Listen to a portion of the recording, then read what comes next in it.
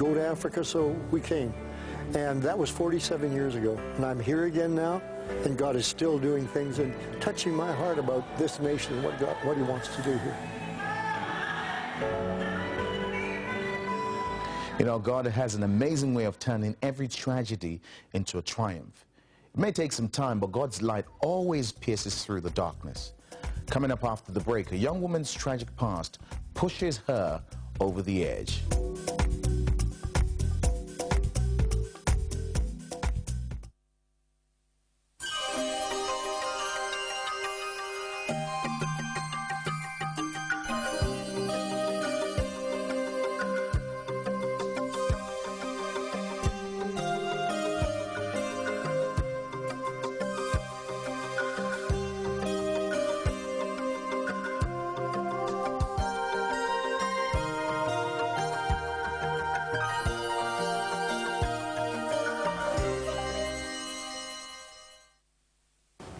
Welcome back. Every girl hopes to grow up under the care of parents who are loving and protective. But for the woman in our next story, her childhood home looked more like a war zone than a place of safety. Take a look. You don't understand. It kills something in you each time something dies. Kimberly Ray was just 3 years old the first time she was raped by her stepfather. It happened again and again for the next 6 years. I was very depressed at that age, very sad. Why did he choose me? What did I do different at that time that made him, his sick mind, be attracted to a 3-year-old child? Her mother knew about all the rapes and never said a thing. There was one occasion where my mother was leaving for work, and my stepfather had me at the top of the stairs with him, and his robe was kind of open a little bit, and he was, you know, he was kind of messing with my hair. My mother was down the bottom of the stairs, and she kind of looked at me in a look of disgust.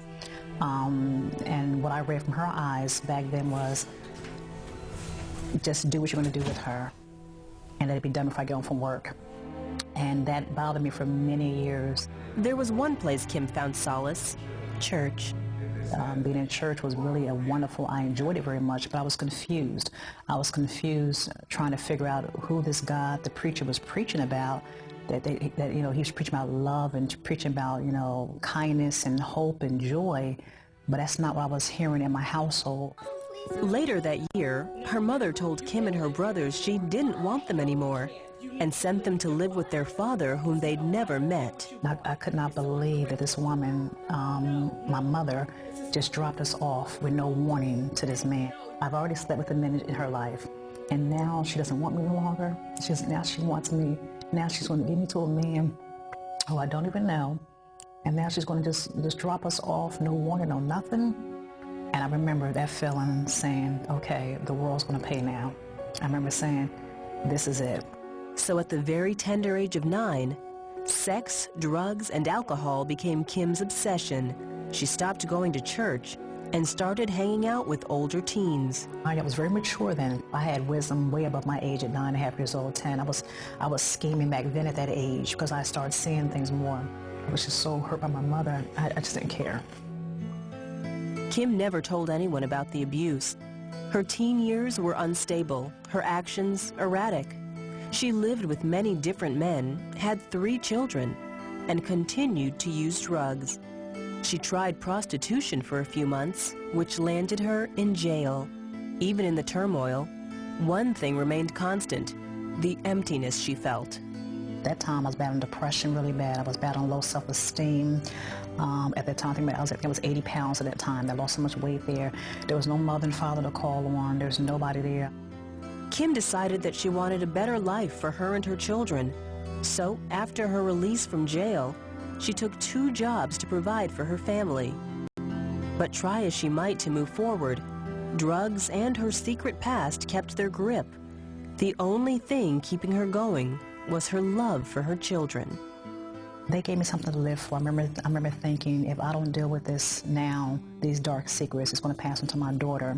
It's going to pass on to my son. I knew that I couldn't do this on my own. There was something in me, I knew automatic, I know I could not raise these 3 kids on my own. It was impossible. I didn't have the wisdom how to do it. But I knew there was something greater that can help me raise these 3 babies, and that was God. So Kimberly committed herself fully to God and started going to church. I knew there was something that that preacher was saying I wanted. I started opening up more to God. I started to learn the difference between a religion and relationship. Over the next 10 years, Kim grew in her relationship with God. She quit the drugs and a few years later married. She went to seminary and became a pastor. Yet one struggle remained. Kim was still depressed. I didn't want to get out of bed. I remember saying, Kimberly, you gotta go get these, you gotta feed the kids cereal, you gotta get ready for school. It was a fight every day to get out of that bed. I still had not dealt with those dark secrets yet. I was going home ready to kill myself every single day. Kim decided to end her life. I remember going to the bathroom, got the paper and pencil in the bathroom, wrote out my will, apologized to my children about, I just couldn't do it any longer. I'm just ready to check out, had the pills ready to go. Before I left this earth, I wanted to take God to take him to every single rape, every single abuse, every single touch, every time I was abandoned. I just said, God, why did you let him touch me there? But as she opened up to God about her past, she felt the peace she remembered as a child settle over her. The more she talked to God, the more she felt a weight lift from her. Once I took God to those secret places in my life that I never shared with no one human on this earth, I felt a sense of peace. I felt it was almost peace. It was pain, but then it was peace. The peace was I allowed the Spirit of God to come inside to heal those areas in my life. Kim didn't take the pills. Instead, she found a Christian psychiatrist. After lots of prayer and counseling, she overcame her depression. Months of therapy. I was on antidepressant pills still for many years. It took me months, but as I opened up to God, it became more sweet every day. It's not realistic thinking to think that we've arrived because we're believers. That's not true. We're spiritual beings in this fleshly body. Kim knows that it was God who helped her overcome depression. She also travels nationally to speak about God's peace. This faith walk works, but it only works if you open yourself up to God. It doesn't work by it doesn't work by going to church. It doesn't work by hanging with the clique. It works by opening yourself up 100% to your Savior. I do realize I have the true counselor, which is Jesus Christ. I have the true doctor, the true physician, and I thank God. Like Kimberly said, we have to open up ourselves to God. We are spirits. Whether you like it or accept it, you are a spirit being. And the only way you can get fulfillment